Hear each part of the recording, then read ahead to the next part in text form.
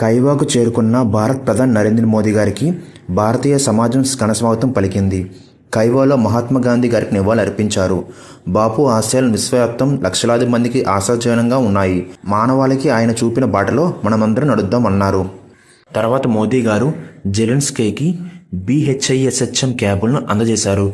దేశీయంగా అభివృద్ధి చేయబడిన సహాయక హిత మరియు మైత్రి భీష్మ కోసం భారత్ హెల్త్ ఇనిషియేటివ్ అనేది అత్యవసర పరిస్థితుల్లో వైద్య సంరక్షణ అందించడానికి రూపొందించబడిన అవసరమైన మందులు పరికరాలు ఉంటాయి.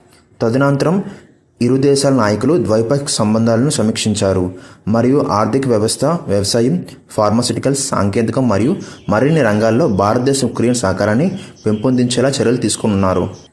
ఉక్రెయిన్తో ఆర్థిక సంబంధాలను మరింత పెంచేందుకు భారత్ ఆసక్తిగా ఉంది. వ్యవసాయం, సాంకేతిక, ఫార్మా మరియు ఇతర రంగాల్లో సహకారాన్ని పెంపొందించే మార్గాల గురించి మేము చర్చించాము. మేము సాంస్కృతిక సంబంధాలను మరింత సుస్థిరం చేయడానికి కూడా అంగీకరించాము. భారత ప్రధాని నరేంద్ర మోదీ మాట్లాడుతూ, ఉక్రెయిన్లో నా పర్యటన చారిత్రకమైంది. భారతదేశం ఉక్రెయిన్ మధ్య స్నేహాన్ని మరింత పెంచుకోవాలనే లక్ష్యంతో నేను ఈ గొప్ప దేశానికి వచ్చాను. నేను అధ్యక్షుడు జెలెన్స్కీతో ఉత్పాదక చర్చలు జరిపాము. ఎల్లప్పుడూ శాంతి నెలకొనేలా భారతదేశం దృఢంగా విశ్వసిస్తుంది. ఉక్రెయిన్ ప్రభుత్వం మరియు ప్రజలు వారి ఆతిథ్యానికి ధన్యవాదాలు. ప్రస్తుతం జరుగుతున్న వివాదం గురించి కూడా చర్చలు జరిపాము. శాంతి భద్రతలు కాపాడడం అత్యంత కీలకం. సంఘర్షణకు శాంతియుత పరిష్కారం మానవాళికి ఉత్తమమైనది అని చెప్పుకొచ్చారు.